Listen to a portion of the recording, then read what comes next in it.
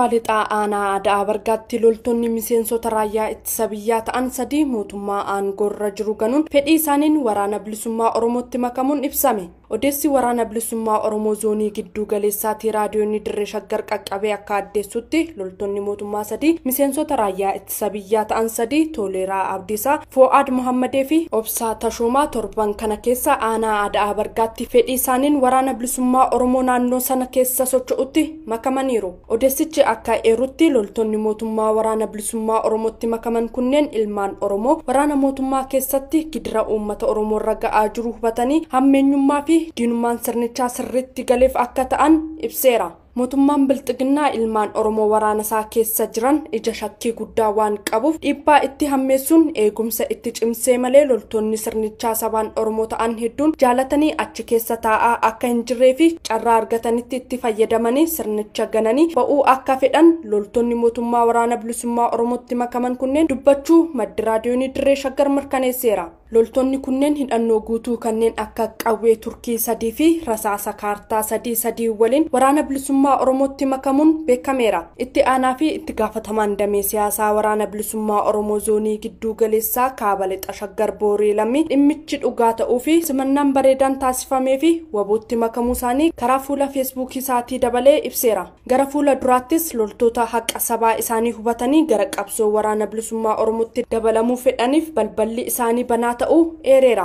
Godina shawaalixaa aanaa Ambootti waraanni mootummaa sababa waraana bilisummaa Oromoo yeroo dhumaaf dhabamsiisuu jedhuun bobba'e qe'ee qonnaan bulaa tokko guutummaatti ibiddaan gubuun qabeenya isaanii saamuun ibsame. Maddeen raadiyoonii dirree shaggar aanaa Amboorraa odeeffannoo qoodaniin akka jedhanitti amajjii 10 bara 2023 aanaa Amboo ganda Gomosaa Saaxoo jedhamu keessatti waraanni mootummaa ganama obboroon naannoo qe'ee qonnaan bulaa obbo Caalumaa Gaaddisaa jedhamanii deemuun meeshaalee gurguddaadhaan dhukaasa baneera. Obbo Caalumaa Gaaddisaa fi maatiin isaanii dhukaasa ganama bariin qe'ee isaanii irratti baname kanaan rifatanii lubbuu ofii fi maatii isaanii baraaruuf mana isaanii gadi dhiisanii baqachuu kan dubbatan namni kun waraanichi akkuma qe'ee isaanii seeneen tuulaan xaafii ogdiirra jiru otoo hin hafin manneen sadii qabeenya guutuu waliin ibidda itti qabsiisee barbadeessuu himan. Obbo Caalumaa Gaaddisaa abbaa ijoollee 14 ta'uu kan eeran maddi keenya ragaa qabatamaa tokko malee olola sobaa waraana bilisummaa Oromoo waliin hariiroo qabu jechuun gochaa fokkisaa kana qonnaan bulaa kanarratti raawwachuu dubbatan. Meeshaaleen mana keessaa salphaatti baatamuu danda'an hedduun waraana mootummaa kanaan saamamuu kan himan maddi keenya loltoonni kunneen loonii fi hoolota ja'a dabalatee saawwan ilmaman 5 jabbiloota waliin sangaa tokko jibootaa fi raaddeen waliigalatti 7 ta'anii fi farda tokko qonnaan bulaa kana jalaa saamanii gara kaampii isaaniitti fudhatanii deemuu eeraniiru. Uummanni Oromoo rakkoo fi gidiraa yeroo ammaa argaa jiru takkaa argee hin beeku kan jedhan maddi keenya yeroo ammaa roorroo yeroo kamuu argees dhagahees hin beekne keessatti kufee jira jedhan. Waraana bilisummaa Oromoo balleessuu qofaan Oromiyaatti nageenya buufna jechuun duula mootummaan Oromiyaa keessatti baneen wal qabatee waraanni mootummaa kaaba biyyattii ture gara kutaalee Oromiyaa adda addaatti fe'amaa jiraachuu maddeen ibsan. Maddeen raadiyoonii dirree shaggar akka ibsanitti duulli qindaa'aan bifa armaan dura ta'ee hin beekneen Oromiyaa irratti baname kun erga eegalee torban lamaa ol ta'uu himanii addatti immoo torban kana keessa waraana kaaba biyyattii ture konkolaataa gurguddaan gara godinaalee Oromiyaa adda addaa keessatti fe'aa akka jiran himan. Konkolaachistoonni fi abbootiin qabeenyaa konkolaataa tibba darbe loltoota mootummaa godinoota Oromiyaa adda addaa keessa turan gara kaaba biyyattiitti akka fe'an dirqisiifamaa kan turan yoo ta'u yeroo ammaa immoo waraanni mootummaa afaan Amaaraa dubbatu kaabarraa fe'amee dhufuun magaalota godinaalee Oromiyaa adda addaa keessumaa godinaalee waraanni bilisummaa Oromoo socho'u keessa qubsiifamaa akka jiran maddeen ibsaniiru. Maddi keenya tokko magaalaa Burraayyuurraa haala sochii waraana mootummaa himan inumaayyuu waraanni mootummaa qofti konkolaattota hedduun toora galee sababa deemuuf konkolaattota tajaajila geejjiba uummataa kennaniif hojiinis ta'ee sochiin akka hin hayyamamne dubbatan.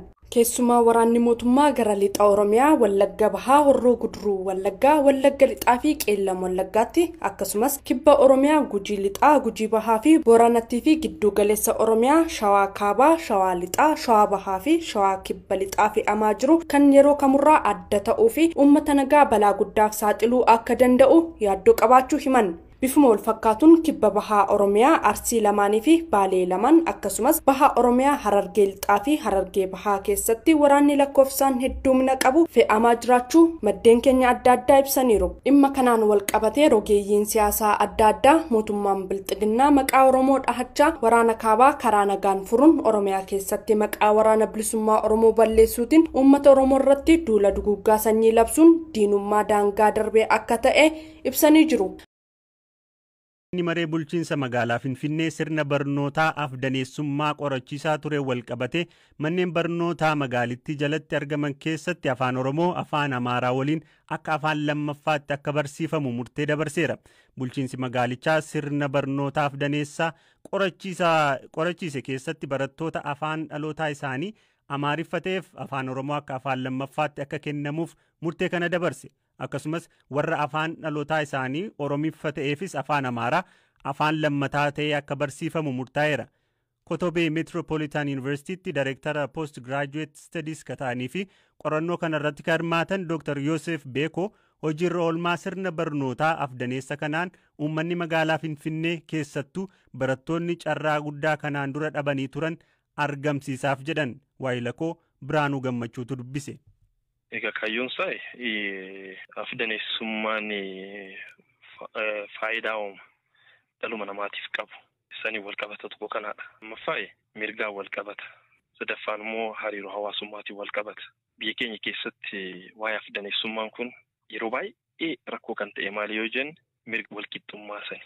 Amaluma afaanitirraa kaane immoo afaan walqixa baratamuu sabni kamiyyuu afaan isaa walqixa babal'ifachuu, guddifachuu, dagaagfachuu kan danda'u akka ta'e isa yaadaan beeknu sani gadi buusanii hojiirra oolchuu sirni kana deebisu rakkoo ta'uu yookiin immoo kan deebisees immoo yoo jiraate haala walqixa ta'een hojiirra oolchuu dadhabuun rakkoo guddaa ture. Garuma Finfinneetti yoo dhufne immoo yeroo baay'ee wanni kun sodaatamaa ture. Waan hin tuqamne wayii akka waan Finfinnee adda taate wayii. Finfinnee keessatti bal'inaan yoo laalle immoo keessattuu afaan Amaaraa warra hawaasa dubbatu yoo laalle carraa tokko dhabaniiru.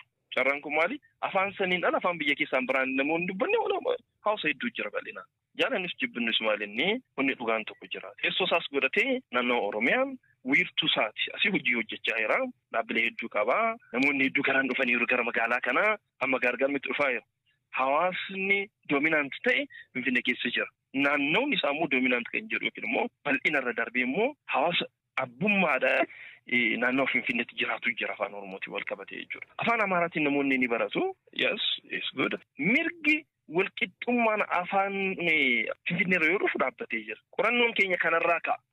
Akkasumas immoo mirga lammiin tokko carraa qabu dhabuurraayis kan ka'e maal ta'uu irra jira kan jedhu qorannoo nandeeffachuu barbaada waan jedhe biiroon barnootaa gara keenyatti dhufe jechuudha. Waggaa 4 dura keessatti Oromiyaa keessatti gaaffiiwwan garaagaraa jiru. Isaan keessaa garuu bu'uura kan ture gaaffii afaan Oromooti. Afaan Oromoo afaan hojii federaalaa ta'uu gaaffii kanatti ture.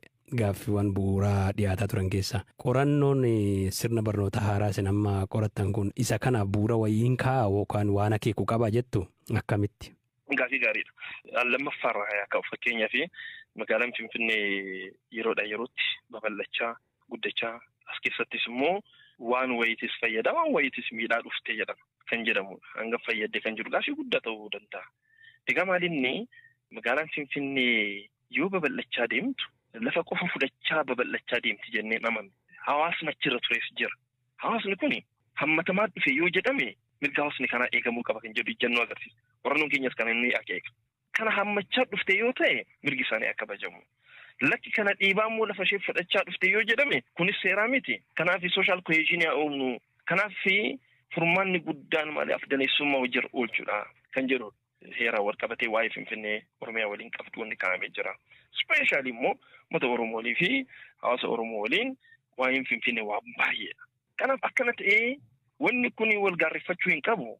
Imaammanni barnootaa keenya kana mirga ni kenna. Hawaasni naannoo kana jiru tokkoffaa afaan dhalootaa isaatiin barachuu mirga qaba. Afaan Oromootiin ijoolleen baratan manneen barsiisanis jiraachuun isaa mirgaadha kan jedhamu itti deemameera waggaa 7 darbeera. Kanaaf maali inni garuu manuma barumsa tokko keessa ta'anii warri afaan Amaaraatiin baratan warra afaan Oromootiin baratan wal gaarreeffachuu hin qabani.